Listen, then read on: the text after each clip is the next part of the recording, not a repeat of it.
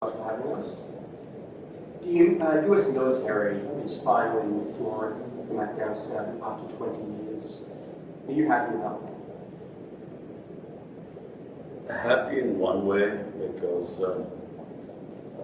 there was never going to be any military solution in Afghanistan. Anxious that they are leaving. Without a political settlement, there's a possibility of civil war. What would a political settlement look like? A political settlement in Afghanistan would mean a sort of a coalition government, a government from the Taliban side and the other side. There is no other solution. Do you think the Americans made a mistake by saying we're getting out by September 11th? Difficult, they have got themselves in such a big mess. They had to give some sort of time frame. But at the moment they gave a time frame, Taliban would have considered that a victory. How do you feel about the prospect of the Taliban effectively controlling Afghanistan? Are you happy to welcome them into the community of nations? As far as Pakistan is concerned, whoever represents the people of Afghanistan, we will deal with them. But what if they're not democratically elected? That's not through elections, they've done it through brute force. And does it not concern you on some level that this group of people is accumulating power right next door to you? Look, I'm not a spokesman for Taliban. For me to say, what they are doing or what they shouldn't be doing is pointless right now.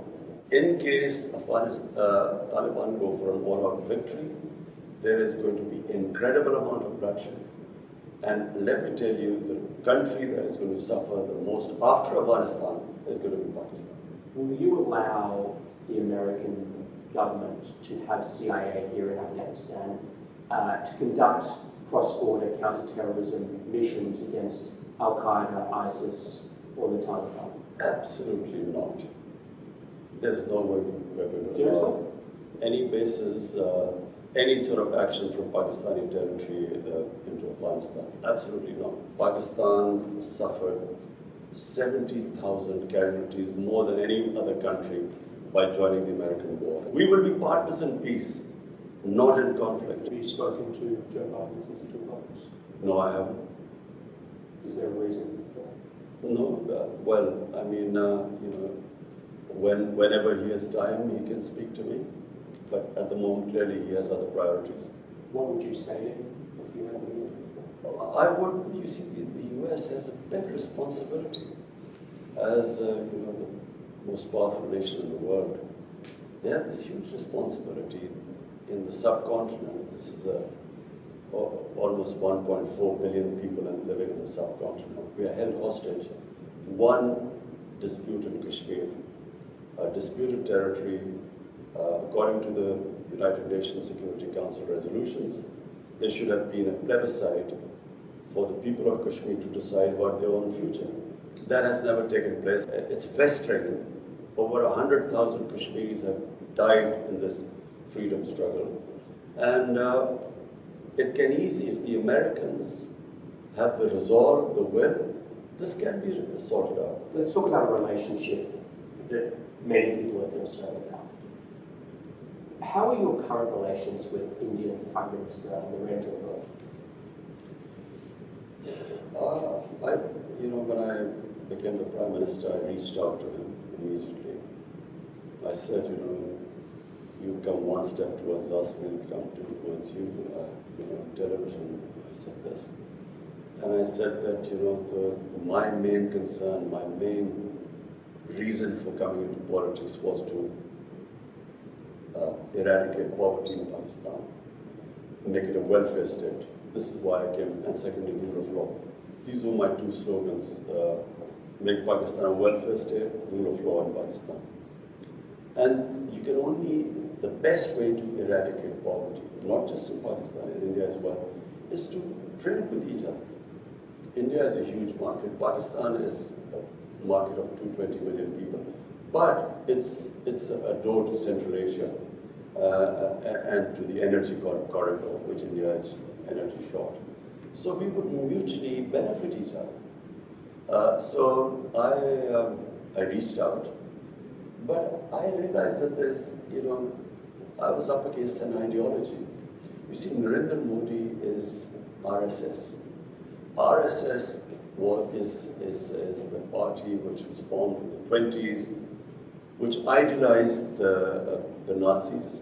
You can even Google it. The founding fathers looked up to Hitler and the Nazis and racial purity and all that sort of that ideology. And so we came up, and my government came up against this brick wall. We couldn't go through and we couldn't understand in the beginning. And then it gradually came out when the steps they took in Kashmir. Unilaterally, they took away Kashmir statehood in 2019, August 5th, 2019. And so since then, we have there's a freeze on our relationship. We cannot start talks until they go back, they take back the steps they took on 5th August 2019 when they unilaterally took away the statehood of Kashmir. I want to ask you about something you talked about on live television. It was a very serious and painful issue. You were asked about the epidemic of sexual violence and rape in Pakistan. And you acknowledged the seriousness of the problem, and you talked about Pakistan's strict laws. You were also quoted as saying that the practice of women wearing veils, quote, is to stop temptation. Not every man has willpower, you said. If you keep increasing vulgarity, it will have consequences. This created, as you know, a bit of an uproar, and you were accused of rape victim blaming. How do you respond to that? It is such nonsense. What was I saying? I said that the fastest crime, when I first came into power, I asked the heads of police, what is, the crime figures. The crime that was rising the fastest was sex crime. Sex crime was not just rape, it was child abuse. Child abuse was really what really shocked me. And the disturbing thing was that barely 1% got reported. The families of the victims, whether they were girls or whether they were children who were being abused, were so embarrassed that they would not report it. So therefore, what I was saying was that law enforcement can then basically only deal with less than 1%. The rest the society has to deal with. And the society through awareness. And I never said veils, this was never said. I said the concept of Barra. Concept of Barra is avoid temptation in the society. So, and I went further. We don't have discos here, we don't have nightclubs. You don't have any, like in Western societies, you don't have any places where boy meets girl. So it is a completely different society, way of life here. So if you raise temptation in the society to the point, and all these young guys have nowhere to go, it has consequences in the society which were reflected in the crime chart. So one, you fight sex crime through law enforcement, but because the majority, and majority means 99% of sex crimes are not reported, and this is according to the police officers.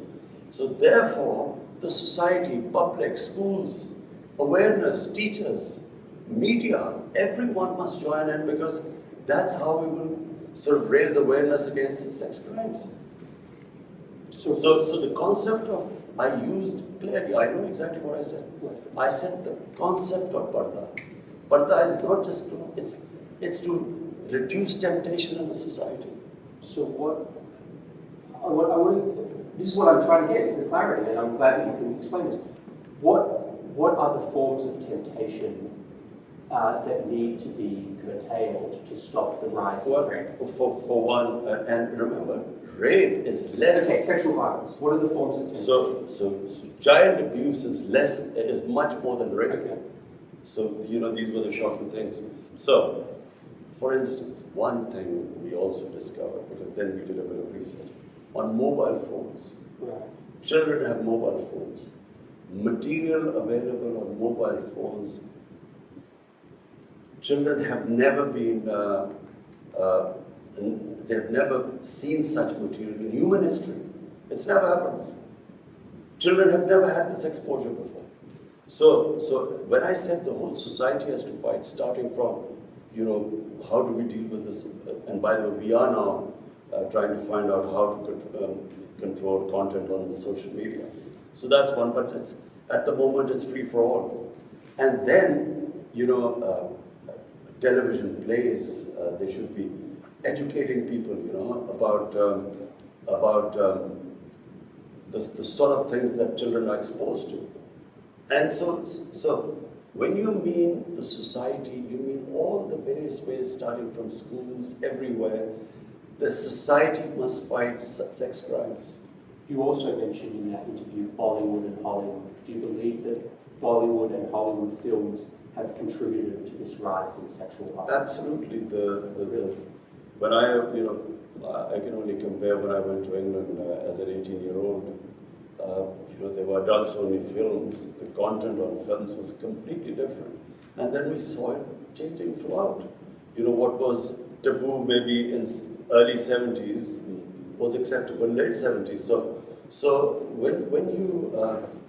when on films the content gets X-rated and these become acceptable, clearly it has an effect on the society. X-rated is sort of underground. I mean, you don't really believe the Hollywood films or mainstream Hollywood or Bollywood films are causing a rise in sex. No. You see, what kind of films? Let me tell you, Hollywood, the way it works in the subcontinent, from Hollywood it goes to Bollywood, which is in India, which has completely changed again.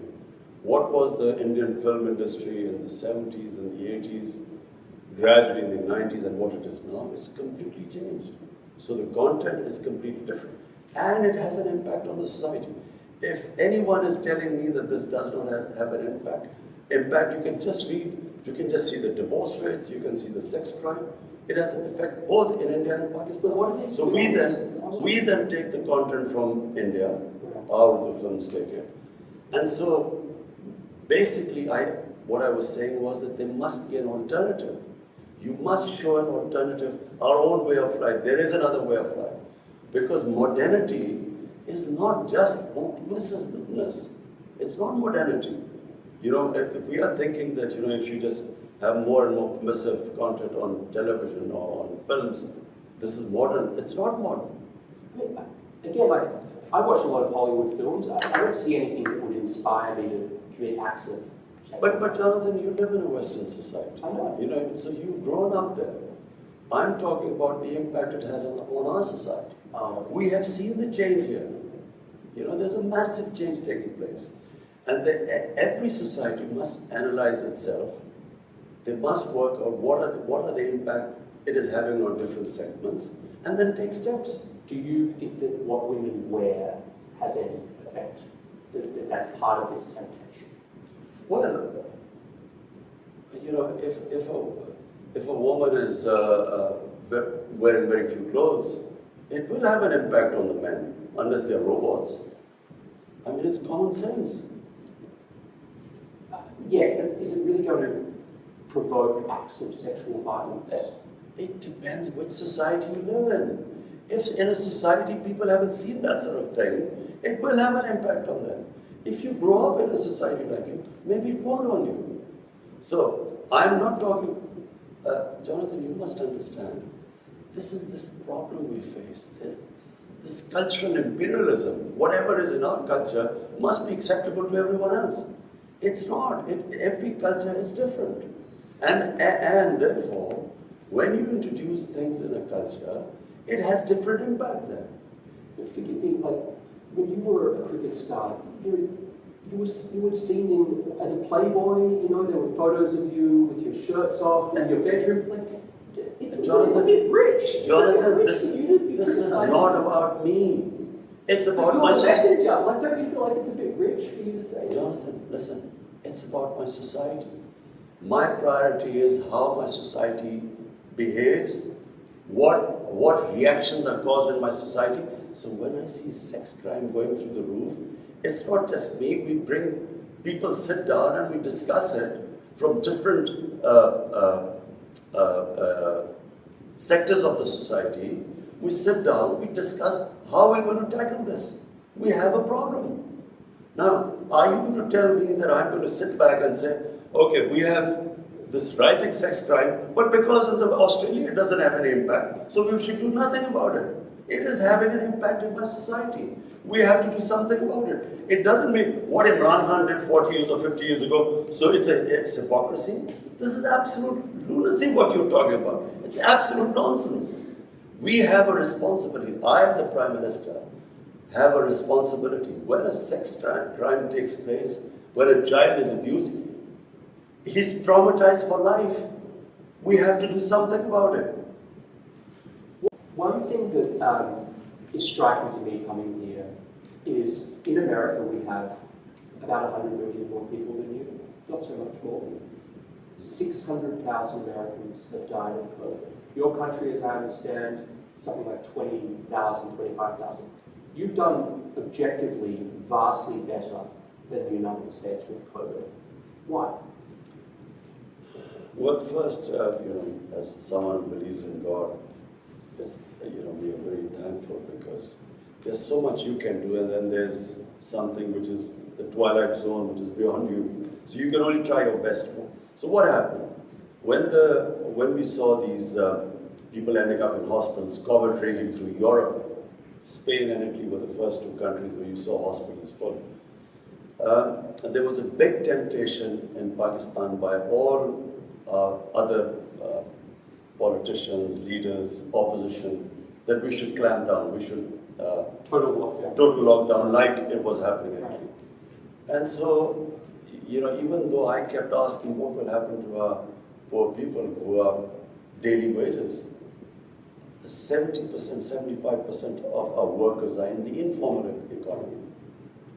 Daily wages, weekly wages. So, but, and watching what was happening in Europe, there was a clampdown. We had smart lockdowns. We then had... What's a smart lockdown? So we had this control and command center where we accumulated daily all data coming from Pakistan. So we got the Pakistan Army involved, all the provinces involved. We would get daily data. We had our doctors sitting there, infectious disease specialists, and they were monitoring the whole thing. And what we did was we would have these hot spots where there was, and we would try and lock them down.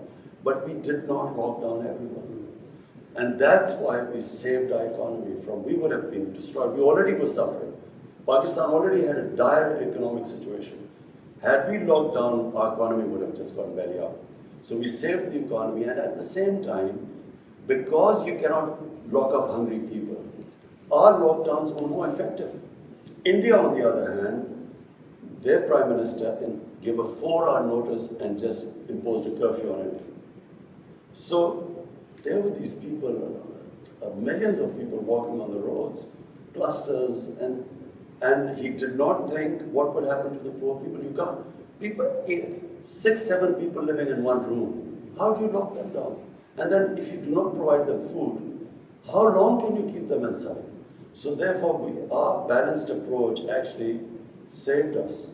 So Pakistan actually managed to control it too. Secondly, we saved our economy and we came out of it better than other countries. Having said that, we still haven't come out of it completely because until we vaccinate everyone. What's your dream for Pakistan? I repeat, the dream is to raise people out of poverty. That's my biggest,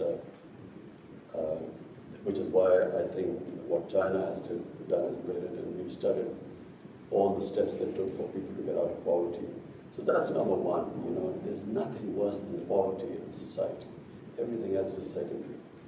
And then is rule of law, and rule of law is very important because, in my opinion, the countries remain poor because they don't have rule of law. There's a very interesting report by the Secretary General, UN Secretary General's fact-type panel, and this investigated what is happening, the flight of capital from developing world every year. From these poor countries, $1 trillion moved towards Western societies and towards Western capitals and to offshore accounts. So this is and it happens because there's no rule of law, because the powerful can use the system and siphon off this money. Your predecessor did that. The two families that basically ruled Pakistan for 30 years. I mean, they've just taken billions of dollars out of Pakistan. So when this huge amount of money leaves the country, that money could be spent on human development, reducing poverty, on infrastructure, all the ways that you can create wealth. So not only do you get impoverished because that money is taken away, but then they buy dollars to take it out. So it impacts your currency. And when it impacts your currency, when your currency devalues, it raises poverty because it causes inflation. So two things. One is steps taken to reduce poverty, make Pakistan a welfare state. And secondly, to bring the powerful under the rule of law. I want to ask you about one more subject, which is climate change. Pakistan suffers from climate change in a way that I think people in America couldn't begin to understand. Like, you are in the cauldron, almost the ground zero of climate change. Help an American watching this, there's going to be a lot of Americans watching this, help them understand what the stakes are for this issue and what needs to change in your mind. Well, for Pakistan, you see, for the Americans to understand why it is critical for us that the world moves to fight climate change. 80% of all the water in our rivers come from our glaciers, which are in the mountains, Himalayas, Karakoram, the mountain ranges. And if the temperature keeps rising at the rate it is, our glaciers are melting. I was talking to the president of Tajikistan, which is on the other side of the mountains. They said that 1,000 glaciers have melted in their mountains, which bring water to their rivers. So if these glaciers are melting at a fast rate and this temperature keeps rising, then we are facing hundreds and millions of people are going to face starvation.